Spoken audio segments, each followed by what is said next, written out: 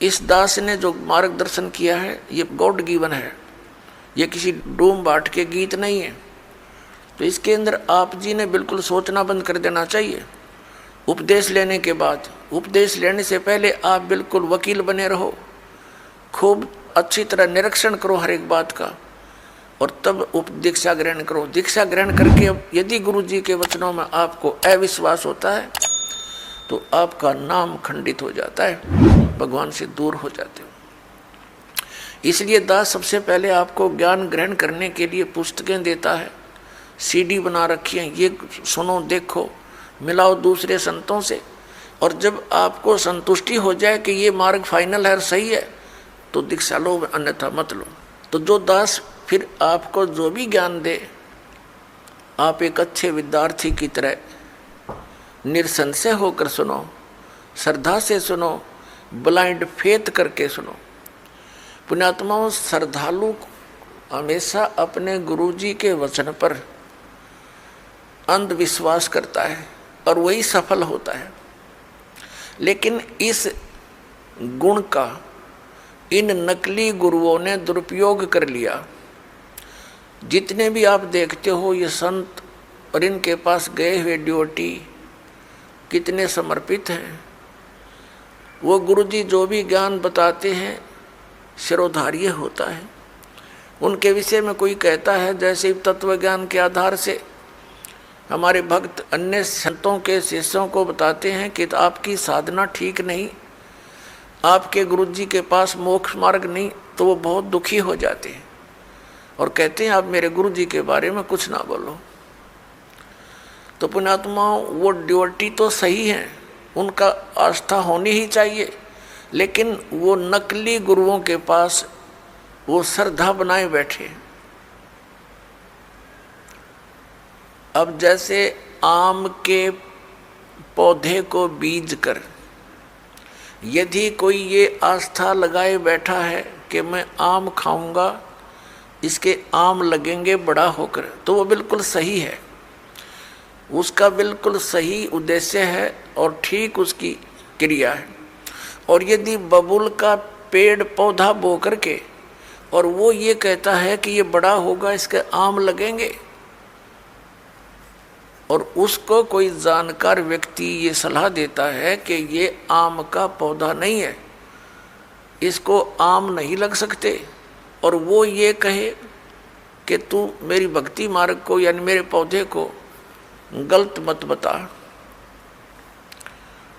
तो वो उसकी एक तो श्रद्धा है, जिस व्यक्ति ने उसको आम का पौधा बता करके बबूल दे रखा है, वो पूरा विश्वास किए बैठा है उस नकली आदमी पर। तो उस व्यक्ति को चाहिए कि इस व्यक्ति ने मेरे पौधे को ये बबूल क्यों बताया, उसकी फिर पूरा निरीक्षण करना चाहिए, तब उसकी सिंचाई करना, तो बबूल बोने का क्या यूज। तो जैसे भी किसी को ये शंका उत्पन्न करता है कोई कि भी आपका भक्ति मार्ग ठीक नहीं, तो उससे पूरा पूछे, अच्छी तरह निरीक्षण करे और फिर इन सदग्रंथों से मेल करे, क्योंकि किसी के लोक वेद से यानी कहने सुनने मात्र से अपने पद से डगमग होना ठीक नहीं। अब पुण्यात्माओं, ये दास आपको जो ज्ञान देता है ये शास्त्र अनुकूल है। पवित्र श्रीमद् भगवत गीता, पवित्र चारों वेद और पवित्र पुराण, ये पवित्र हिंदू धर्म के श्रद्धालुओं के लिए शिरोधार्य हैं। और हमने शिरोधार्य का अर्थ होता है इनमें जो लिखा है वो सत्य है, और इससे बाहर कोई बताता वो असत्य है। असत्य डुप्लीकेट और सत्य ओरिजिनल। तो ओरिजिनल वस्तु से लाभ होगा, डुप्लीकेट से नहीं होगा। श्रीमद् भगवत गीता अध्याय नंबर 16 के श्लोक 23-24 में स्पष्ट किया है कि अर्जुन, शास्त्र विधि को त्याग कर जो मनमाना आचरण करते हैं उनको न तो कोई सुख प्राप्त होता है, न उनकी गति होती है, और न ही कोई सिद्धि को प्राप्त होते हैं, अर्थात यूजलेस। तो फिर फायदा क्या उस भक्ति के करने का।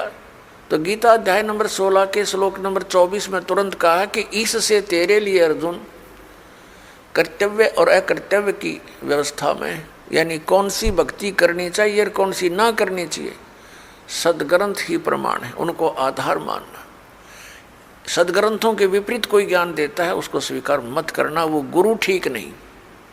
भावार्थ ये है इस पवित्र सदग्रंथ के इस श्लोकों का। तो पुण्यात्माओं, ऐसे तो आपको भी कोई कह सकता है कि आपके गुरु जी का ज्ञान ठीक नहीं, तो उसे प्रमाण लीजिए और फिर अपने प्रमाण दीजिए, और फिर भी आपको कोई भिन्नता लगे तो बेशक किसी को स्वीकार कर लीजिए। लेकिन दास ये दावे के साथ कहता है कि इस विश्व के अंदर इस दास के अतिरिक्त न तो तत्व ज्ञान है और न ही भक्ति का कोई मंत्र समाधान है। सबके पास यूजलेस मंत्र है, मोक्षदायक नहीं है, वो सब झूठे और गलत मंत्र हैं, शास्त्र विरुद्ध ज्ञान है। ये ढोल के डंके पर कहता है। और ऐसा है तो प्रमाण दे कोई हमारे सामने आए। हमने अध्यात्म ज्ञान चर्चा का एक प्रोग्राम चलाया, उसमें सामने आए और अपना पक्ष प्रस्तुत करे।